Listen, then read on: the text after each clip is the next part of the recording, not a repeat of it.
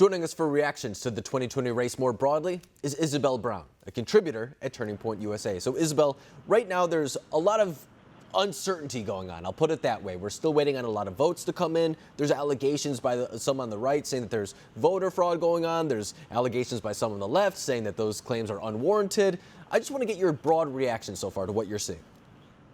I think across the board, Americans have woken up the last 2 mornings with a lot of uncertainty when it comes to where this election has been and where we can go forward as a country from here. Ultimately, regardless of who you voted for, every American should be looking to make sure that this election was conducted fairly and with integrity, and absolutely every stone should be unturned and every question should be asked in that process. So I believe that's going to happen a lot over the next few days and maybe even weeks. Many of these states don't have to certify their results until November 12th, so I think we may be in for a longer ride than we originally anticipated.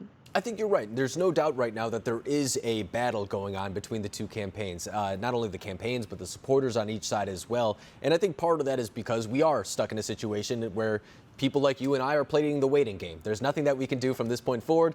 Those who have voted, I hope. I don't know. I guess there are some concerns about that as well. But when we look at what's happening I want to start with the Trump team, for example. I saw Donald Trump Jr., for example, expressing some frustration that perhaps not enough of the establishment figures were rushing to the defense of the president when we're looking at a race that could be so closely decided. Do you agree with that perspective? I absolutely do. And frankly, I think there's not a lot of people willing to speak up for what's happening right before our eyes. We're seeing video footage and screenshots of ballots that haven't been counted, perhaps because they were filled out with Sharpies like I'm experiencing here in Maricopa County, Arizona. We're seeing people get kicked out of ballot counting locations because they have an affiliation with the Trump campaign. We're seeing signs go up in windows to make sure no one can peer in and see what's happening inside. And those are just a few examples. Charlie Kirk, my boss at Turning Point USA, has an email inbox of 6,000 submissions of individuals expressing their experience with voter fraud in this election. I definitely think it's a massive concern, and our leadership across the board on both sides of the aisle should be talking about this.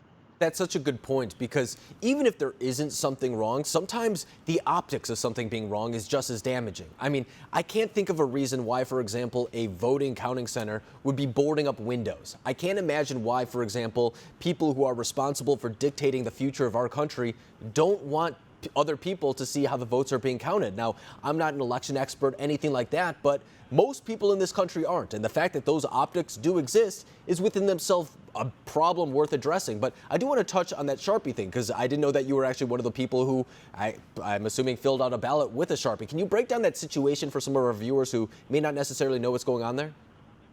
SharpieGate has been a trending hashtag across social media, but I know it's a very confusing and nebulous topic. Essentially, there's a lot of concerns that right here in Arizona, individuals went to the polling location in person that they chose to fill out their ballot, and instead of being handed a blue or black ink pen, were handed a Sharpie marker to fill out their ballot instead. Well, as we all know from our high school Scantron tests or taking the ACT or SAT, Sharpie bleeds through the paper of any sort of ballot or a bubble sheet when it comes to filling something out. So the machines can't always pick those up. In many cases, we're concerned that those ballots have not been counted or were falsely counted. And there's a big concern about the widespread ramifications of that here in Maricopa County. Year 2020, and we're saying that certain pens may be playing a role in the outcome of the race. As you were saying, you are in Arizona voting in Maricopa County. That could quite literally be the county that is dictated by just a couple thousand votes that could decide the entire election. I mean, that is absolutely amazing to hear. So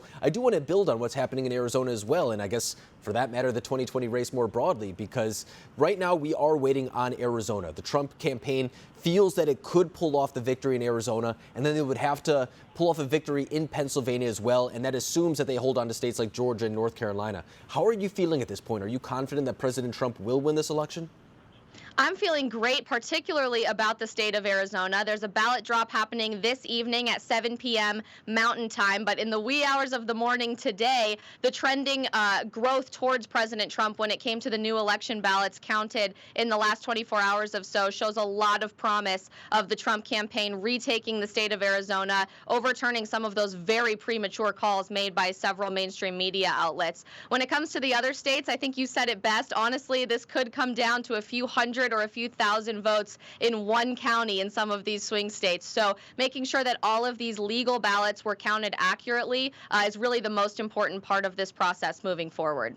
That's so well said. And just for our viewers, too, when we're talking about that last batch, I believe the numbers were that President Trump had to get somewhere around 57% of the votes in Maricopa County in order to chip away at the Biden lead. That's the pace that he has to do. And when it comes to that last batch, I believe he got somewhere around 60. So he is on pace in order to do that. But that just shows you how close Arizona is going to be. And then we have to worry about Pennsylvania, all those states as well. So it is going to be a close race. Isabel, I know that you're going to be on hand just in case we need you for some analysis. The people watching, too, pay attention because it's going to come down to the wire. Isabel Brown, it's always a pleasure having you on this program. Thank you for joining us tonight.